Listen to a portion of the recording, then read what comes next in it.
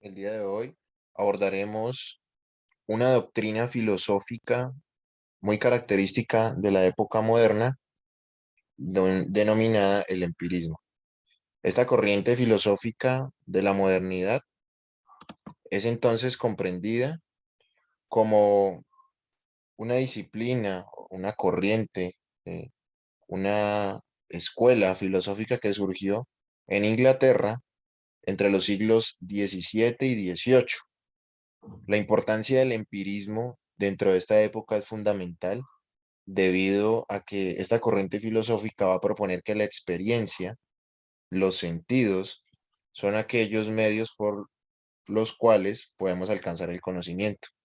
Es una teoría entonces epistemológica que se contrapone al racionalismo, es decir, va en contra de las ideas de filósofos como René Descartes o Gottfried Leibniz, que proponen que el conocimiento parte de la razón.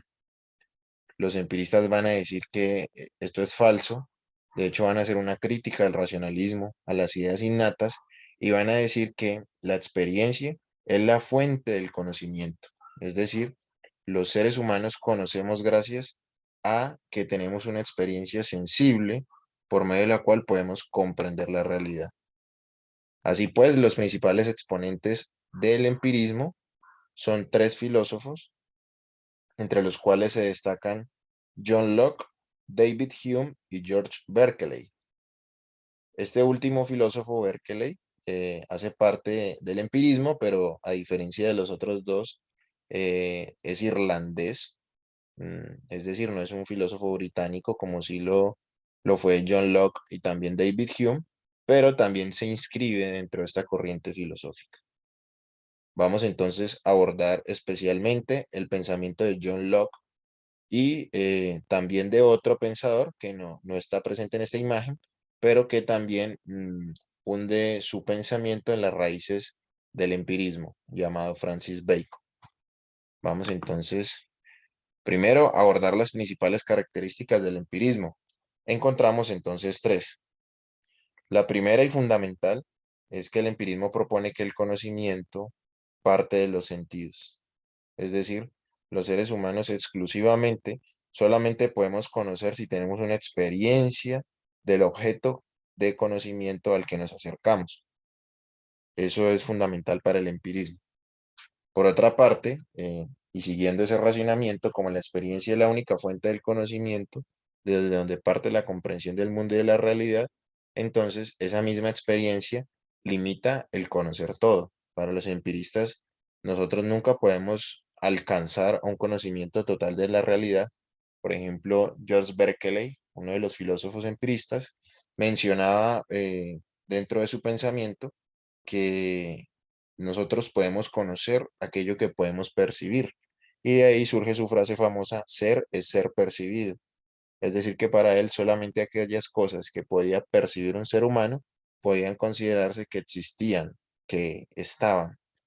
Por otra parte, la tercera característica de empirismo es el método inductivo. Los filósofos empiristas y algunos físicos o filósofos de la naturaleza, como aún se les llamaba en esa época, mm, que construyeran también sus teorías científicas, van a proponer que el método inductivo es el método por medio del cual nosotros podemos alcanzar el conocimiento.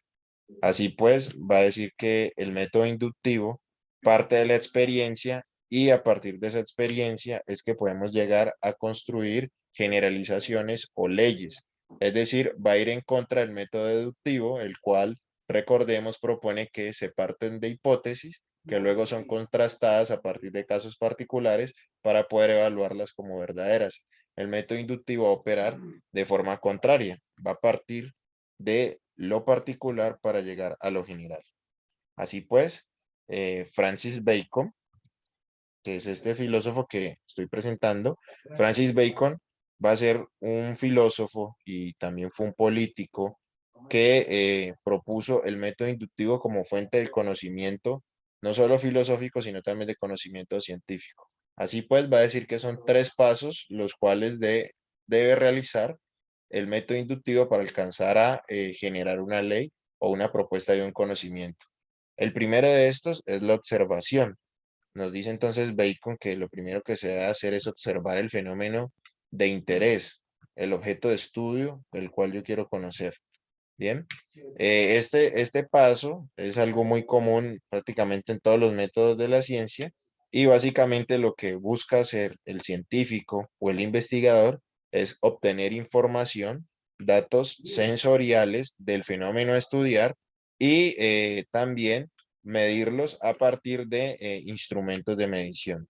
Una vez entonces se realiza este proceso de observación desde que parte el método inductivo, se empieza a establecer los patrones, es decir, los marcos comunes que se dan en los casos particulares referente a la temática que se está investigando.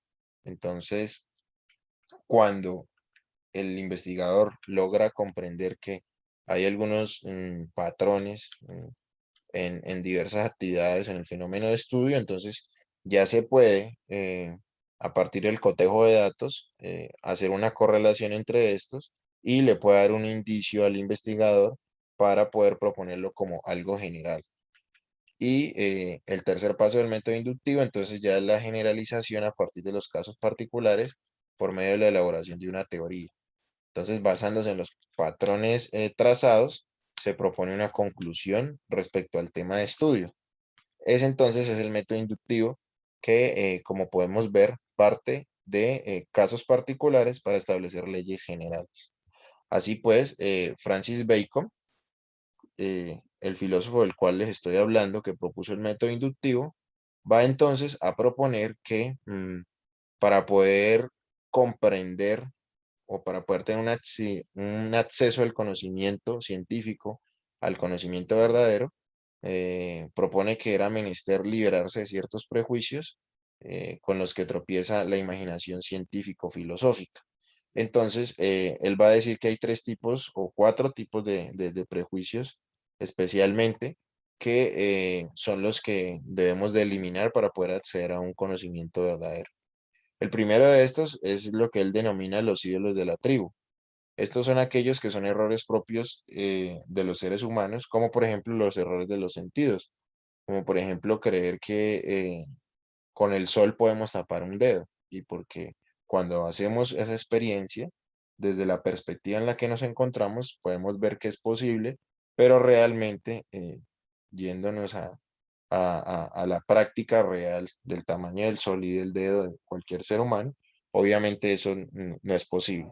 Bien, entonces ese es el primer ídolo que hay que eliminar, los errores de los sentidos o los errores propios de la especie humana, como también está la personalización. Por otra parte, encontramos a los ídolos de la caverna. Estos ídolos de la caverna los propone Bacon haciendo una alusión al mito platónico. Bien, y él dice que son aquellos prejuicios basados en la individualidad, en las tendencias personales de cada uno, cuando buscamos absolutizar nuestra verdad como una verdad universal. Entonces, eso es un ídolo de la caverna, cuando nosotros creemos que un pensamiento, que una experiencia que nosotros tenemos es universal simplemente porque nosotros lo hemos vivido o lo hemos experimentado de cierta manera. Entonces, cuando yo creo que algo que me ha pasado a mí le debe pasar a todo el mundo, simplemente porque es una experiencia personal que yo tuve. Eso sería un ídolo de la caverna. Por otra parte, dice que hay que eliminar los ídolos del foro, que son aquellos que se dan en las relaciones sociales, ya como aquellos que se presentan a partir de los discursos demagógicos. Cuando una persona entonces realiza un discurso en el cual mm, busca manipular a otra persona o a una población y proponer verdades que son realmente poco sustentables con la realidad a partir del discurso, ¿ya? Como lo podemos ver, por ejemplo, en la práctica de discursos demagógicos de los políticos que proponen unas cosas, proponen y prometen ciertas situaciones, ciertos beneficios para la población, cuando realmente lo hacen simplemente para tener un beneficio personal. Y esos son entonces un ejemplo de ídolos del foro, ¿ya? Porque son originados a partir de esta relación política que en sí es una relación social. Y por último tenemos los ídolos del teatro, que son los errores de los filósofos anteriores. Bacon va a ser un crítico acérrimo de los filósofos antiguos, va a ser un crítico muy amplio de Aristóteles, del método deductivo de Aristóteles que Descartes y muchos racionalistas retomaron y propusieron como un método científico.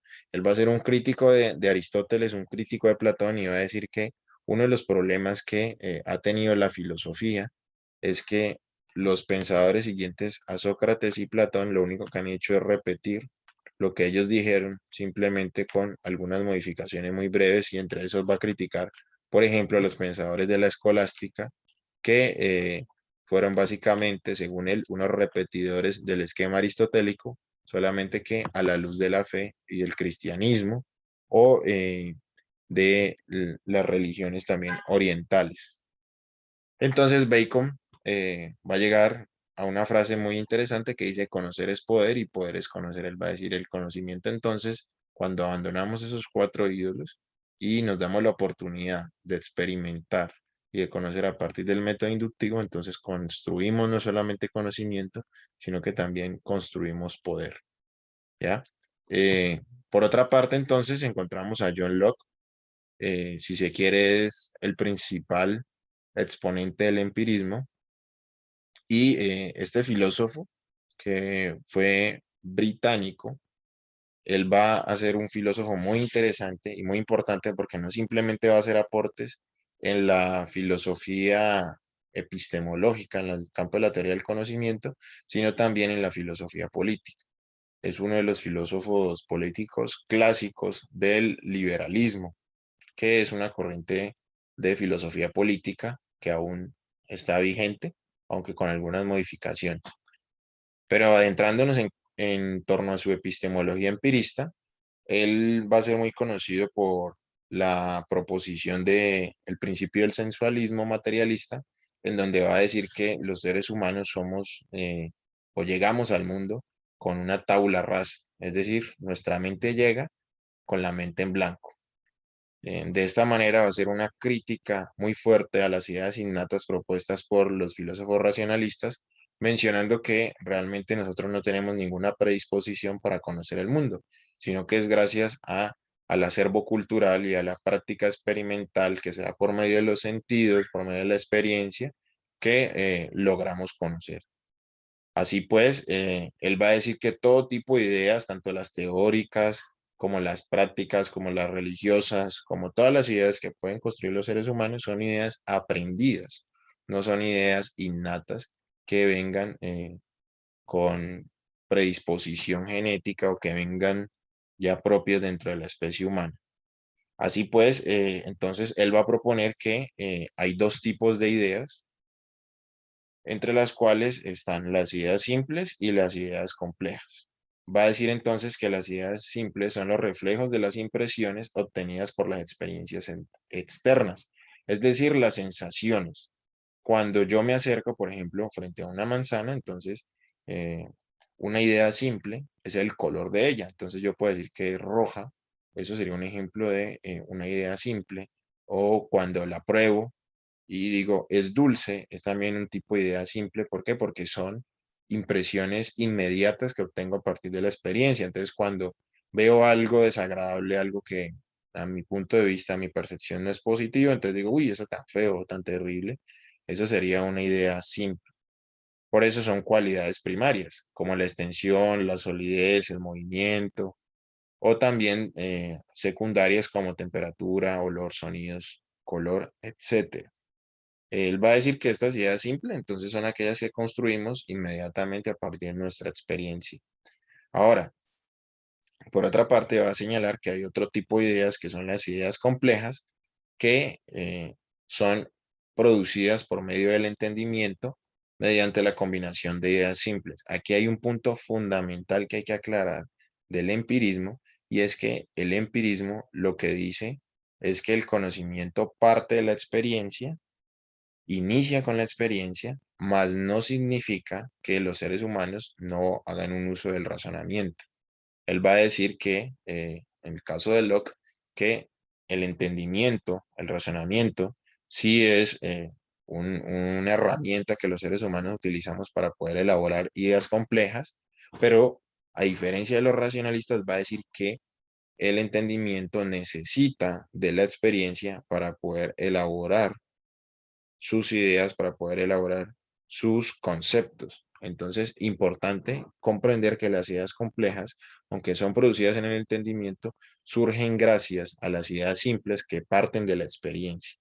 Bien, entonces, por ejemplo, tenemos en las ideas complejas este libro, un texto de Locke llamado El ensayo sobre el entendimiento humano, el cual podríamos decir que es una idea compleja, dado que es una elaboración teórica hecha por parte de un ser humano que no simplemente se entiende a partir de una experiencia inmediata, sino que debe realizar un proceso de análisis que se da en el entendimiento. Así pues, entonces, con esto terminamos la clase de hoy respecto al empirismo.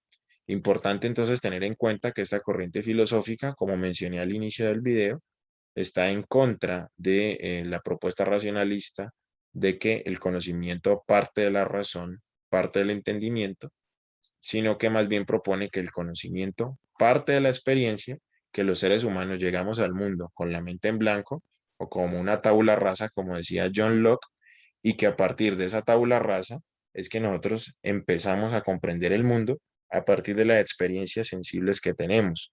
Y elaboramos entonces los dos tipos de ideas que él propone, que son las ideas simples y las ideas complejas. Bueno, con eso terminamos la clase de hoy.